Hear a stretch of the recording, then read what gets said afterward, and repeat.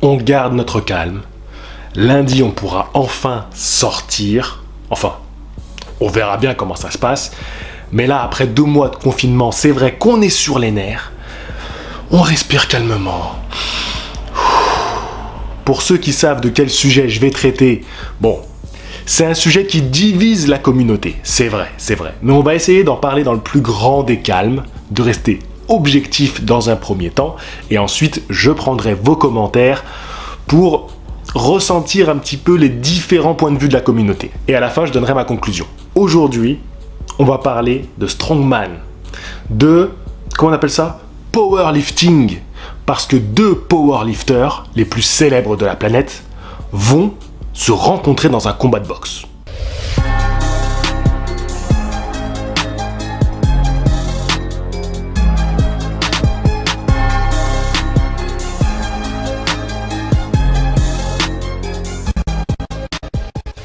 Salut les disciples de la boxe, et aujourd'hui je vais vous parler d'un clash qui secoue le monde du powerlifting. Donc c'est l'Islandais Hafthor Björnsson. Alors si vous l'avez vu dans Game of Thrones, je pense que tout le monde a au moins vu ce personnage de la montagne qui est monstrueux, et suite à ça, il a fait énormément de buzz parce que depuis des années, il remporte des tournois de l'homme le plus fort du monde. Alors bien sûr, c'était accentué par le fait qu'il soit l'acteur de cette série. La montagne a battu un record en Islande, la montagne a battu un record viking vieux de 500 ans. On a vu passer ce genre d'article. Il réussit une belle carrière dans le monde du powerlifting, surtout qu'il est assez jeune. Là, il vient de taper un record du monde du soulevé de poids. Là, il a soulevé 501 kilos avec ses grosses cuisses musclées et poilues. Donc, et là, il vient de battre le record du soulevé de terre. Donc de 500 kilos, il est passé à 501 kilos. Et en fait, ce record, il était détenu par Eddie Hall, et c'est avec ce fameux Eddie Hall qu'il va y avoir un clash. Alors, le clash vient du fait que, apparemment, Eddie Hall et les Islandais, ils s'entendent pas super bien, et ça vient aussi du fait que les conditions dans lesquelles, Hafthor, il a battu ce record. Si vous voulez en savoir plus, je vous mets le lien d'une vidéo d'un gars qui parle de musculation et de powerlifting et qui a très bien résumé le contexte dans lequel ils se sont clashés. Ce clash ressemble beaucoup à un gros coup de buzz, on va pas se le cacher. Hafthor, il a déjà fait ce genre de petites vidéos buzz, ce genre de vidéos virales où il boxe. En fait, il a fait une première vidéo avec Conor McGregor où ils font un petit peu du « allez, je te touche, allez, je te mets un petit coup, je te cours après ». Ensuite, il a des petites vidéos qui ont circulé de lui où il s'entraîne à la boxe. Et donc maintenant, il défie Eddie Hall dans un combat de boxe. Il y a un très bon article aussi que je vous mettrai en description de mes collègues La Sueur qui sont revenus justement sur ce petit clash. Et alors, ce que ça a suscité, c'est beaucoup d'engouement parce que c'est censé être les hommes les plus forts du monde et qui veulent s'affronter dans un combat de boxe. Alors c'est vrai que ça fait réagir, et moi, vous avez été nombreux via Instagram à m'envoyer ces publications, parce qu'ils ont même fait l'affiche du combat. Et les deux ont accepté. Mais bon, on se rappelle de Boubacaris qui ont accepté tous les deux, et le combat ne s'est jamais fait. Donc je vous ai fait un petit sondage sur YouTube avec 5 réactions qu'on pourrait avoir face à ça. Vous avez été 41% à penser que c'est un simple coup de buzz, un peu comme Boubacaris, qui a surtout fait de la pub pour les 2 rappeurs, mais le combat, finalement, ils n'ont jamais trouvé d'entente. Et là, ça y ressemble beaucoup parce que t'as Hafthor qui dit à Eddie je t'ai envoyé le contrat, il y a beaucoup de zéros. On dirait qu'ils ont lu le scénario de Boubacaris. Et l'autre qui répond j'ai vu ton contrat, je vais le signer, on va régler ça, on a des comptes à régler. Bref, tu vois le délire. À 27%, vous avez voté ça va être nul, mais je veux voir ça. Et je trouve ça énorme comme chiffre. Énorme, parce que vous êtes conscient que ça risque d'être ridicule, mais quand même 27% qui est prêt à le voir. Et en général, ma chaîne, sur ma chaîne, dans mon onglet communauté, vous êtes assez sévère dans les votes. 17% quand même, je les retrouve là, ma communauté qui est vraiment puriste, 17% qui dit non, je trouve ça ridicule. 11% qui ont les yeux en face des trous et qui disent pour plusieurs millions, pourquoi pas. Eux, ils voient le côté réaliste de ce coup de buzz, hein, parce qu'on va en parler aussi.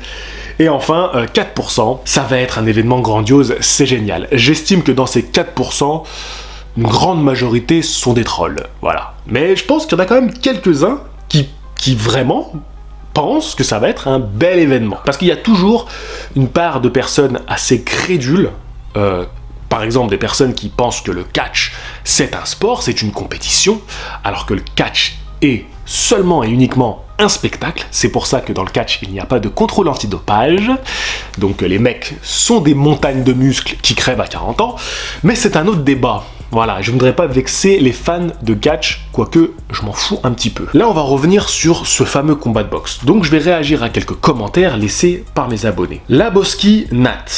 Je pense qu'il faut voir ça de manière entertainment. C'est du divertissement, un show à l'américaine, ça fait penser au fameux combat de MMA K1 au Japon où le but c'est juste de voir deux monstres se taper dessus. Plus qu'un combat de boxe, ce sera un divertissement, c'est tout. Faut pas chercher plus loin et regarder cela d'un œil amusé plus que critique. Je comprends ce que tu veux dire et c'est vrai que dans le terme du divertissement, voilà, on va entertainment, on va s'approcher du terme de divertissement pour nous les Français. Eh ben, on a déjà eu beaucoup d'événements comme ça.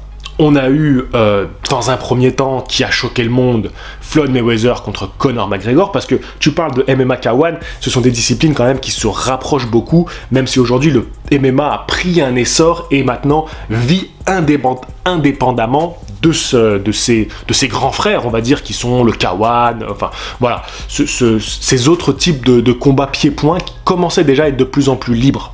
Et le MMA maintenant, il a pris un tout autre essor et il est complètement indépendant et il a trouvé son public. Donc oui, ça c'était une forme de divertissement, c'est vrai, qui restait quand même dans un très très fort esprit de compétition. Donc ensuite on a Conor McGregor contre Floyd Mayweather. Là on passait déjà dans un truc où on est vraiment dans le divertissement, parce qu'il y avait quasiment aucune chance que Conor McGregor fasse du mal à Mayweather. Déjà on passait un cap. Je trouvais ça quand même ça intéressant. J'ai dit allez, on y va, ça peut être intéressant, c'est pas mal, ça apporte du monde pour suivre la boxe anglaise, sûrement, ok. Puis on a eu les youtubeurs qui se sont affrontés dans un combat amateur. Là, pareil, j'ai fait une vidéo en disant, bon, j'apportais un certain regard critique, mais dans ma conclusion, je dis allez, vas-y, pourquoi pas, ils veulent s'affronter, c'est un combat amateur, ça va amener du monde et tout. Et puis on est passé au niveau supérieur. Ils ont fait leur premier combat professionnel. Des mecs qui n'ont aucune légitimité à passer pro, parce que passer pro c'est un parcours, on fait des combats en amateur, on prend une expérience du ring. C'est pas seulement je vais faire un combat pro pour faire de la thune et pour que tout le monde m'adule. Non, c'est pas ça. Il y a tout un parcours avant qu'il faut respecter. Eux, ils ont craché dessus. Voilà, ils ont piétiné le parcours des boxeurs. Et plus que ça, ils ont eu en sous-carte des champions du monde. C'est-à-dire que ils ont fait venir des gens parce qu'ils se tapaient dessus, des gens qui n'en avaient rien à foutre de la boxe et ce que c'était, et on a donné à ces gens-là en sous-carte un championnat du monde. Un championnat du monde avec un vrai champion du monde de boxe. Et là, j'ai trouvé que la boxe n'était plus respectée. Et là, pour moi, on passe encore dans un degré supérieur avec ce combat-là. Bref, continuons. Black Narcos qui nous dit... Ça salit la boxe, leur connerie, on est dans un monde maintenant où c'est l'argent qui prime, chacun son sport, mais je dis que c'est les promoteurs de boxe qui salissent ce sport en faisant en sorte que des combats comme ça aient lieu. Je suis totalement d'accord avec toi, la première personne qu'il faut critiquer par rapport à ce combat de youtubeurs et en sous-carte des championnats du monde, eh ben c'est le promoteur Eddie Hearn, l'un des promoteurs les plus influents du monde de la boxe anglaise, qui a monté ce cirque parce qu'il pouvait se faire plein de thunes. Et oui, et ils vont se faire plein de thunes avec ce combat-là. Greg de Go Boxing News qui réagit et qui nous dit: en tant que grand fan de strongman, mais surtout de boxe, je sais que pugilistiquement, ça sera moche à voir. Ce sera lent, sans aucune technique, et malgré le fait qu'ils travailleront sûrement le cardio, je pense qu'au bout d'un ou deux rounds, ils seront carbonisés. Eddie Hall fait 170 kg et Thor près près de 200 kilos. Je serais tenté de dire chacun son sport. Mais bon, le fait que Thor a battu le record de Eddie Hall ce week-end a créé un énorme buzz entre eux et donc ils savent qu'il y a de l'oseille à se faire. Par contre, malgré toute la lenteur et le manque de technique des deux, avec leur puissance, il risque d'y avoir de l'arrachage de tête. Alors voilà, ces 3 commentaires sont suffisants, je vais finir sur le commentaire de Greg. Donc voilà, Greg, ça lui plaît, il a envie de voir ça. Je peux te comprendre, Greg, mais je vais être obligé d'être critique, d'être plus critique que toi dans ma vidéo, parce que pour moi, là, on atteint un point qui peut être un point de non-retour, et on va rentrer dans de la boxe cirque, et ça risque d'être la référence pour la plupart des gens, et quand on va leur dire boxe anglaise, ils vont te dire « Ah oui, oui, j'ai vu Logan Paul, c'était bien. Ah oui, oui, j'ai vu La Montagne, son combat. Ah, c'était pas mal, hein. » Non, non, non, non, mon pote, c'est pas ça la boxe anglaise. Ces combats-là ne servent pas notre sport. Avant de finir sur ce qui sert vraiment notre sport, je vais juste faire un petit point sur le combat en lui-même. Je te rejoins, Greg, et j'irai même un peu plus loin que toi. Donc oui, ça va manquer de technique. Ces mecs-là n'auront aucune technique. Ils n'auront surtout aucun cardio parce que leur corps n'est absolument pas préparé à faire un effort comme de la boxe anglaise, qui est un effort long où il faut être concentré sur toutes les parties de ton corps et sur toutes les parties du corps de ton adversaire. Il faut être conscient de ton espace. C'est pas du tout ce à quoi ils s'entraînent. Eux, ils s'entraînent. Il y a un poids, il faut que je le soulève, j'ai un mouvement à faire, je mets tout dedans. Là, le contexte de la boxe, ça n'a absolument rien à voir et c'est ce qui fait que quand tu es un débutant en boxe, tu te crames. Et même les boxeurs expérimentés, quand on est dans un combat, même quand tu fais du sparring à l'entraînement qui est un peu élevé, que tu te mets un peu la pression, le stress que tu vas te mettre va te bouffer ton cardio. C'est même pas le combat que tu as fait. En réalité, si tu refais les mêmes gestes que tu as fait pendant le sparring, easy. Mais le fait que tu aies un stress de condition combat, que tu veux absolument toucher ton adversaire, ne pas te faire toucher, encaisser, remiser, te déplacer, le poursuivre, t'échapper, tu crées un stress qui fait que tu uses ton énergie. Ils vont être épuisés. Et franchement, je vais vous le dire, même si ça peut choquer certains, si tu es un boxeur un tout petit peu expérimenté, tu peux prendre un de ces mecs-là. Tu peux les affronter sans peur. Qui plus est, je vais appuyer ça, parce que bon, tu vas les faire courir, tu vas aller trop vite pour eux, ils te toucheront pas. Et même s'ils arrivent à te toucher, comme ils n'ont jamais appris à mettre des coups, même s'ils vont apprendre maintenant, leur corps est trop conditionné. Ils n'ont aucune souplesse, ils n'ont aucune réaction qui leur permettra, ils n'ont aucun réflexe de boxeur. Ils vont être tellement comme des robots que si toi tu pratiques la boxe, même si t'es mais 100 kilos moins lourd qu'eux, et c'est possible parce que c'est des mecs qui font plus de 100 kilos, quasiment 200 kilos, tu peux les mettre dans le vent et tu peux même les mettre KO. Ils vont être épuisés face à toi. Et en plus, ça risque d'être très très moche. Je sais même pas s'ils vont arriver à se mettre KO. Ils vont se mettre KO d'épuisement, tu sais. À force de se mettre des coups, ils vont entendre. Ça va être comme ça, tu vois. Parce que ils ne savent pas mettre un coup de poing. Ils savent pas mettre un coup. Ils savent pas se servir de cette force qu'ils ont pour soulever des choses. Ils ne savent pas s'en servir pour mettre un mec KO.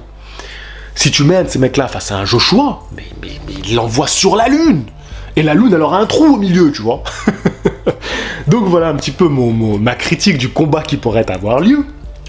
Et je voulais finir en disant, oui, ça dessert notre sport.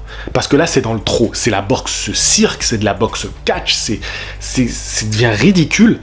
Et surtout qu'on n'en a pas besoin. On a connu un temps où la boxe manquait beaucoup d'entertainment, comme tu l'as dit, cher abonné.